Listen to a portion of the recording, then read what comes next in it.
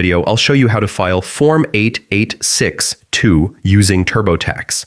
This form is needed if you've been denied certain tax credits before and want to claim them again. First, go to the official TurboTax website and sign into your account. Don't have one? You can create it quickly.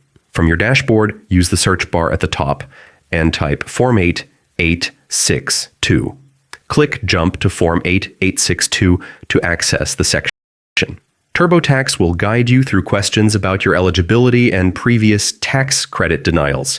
Answer all questions carefully, then review your entries for accuracy. Mistakes can delay your return or trigger IRS questions.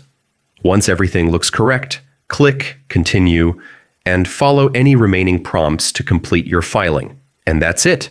You've successfully filed Form 8862 on TurboTax, helping you reclaim your earned tax credits safely and accurately.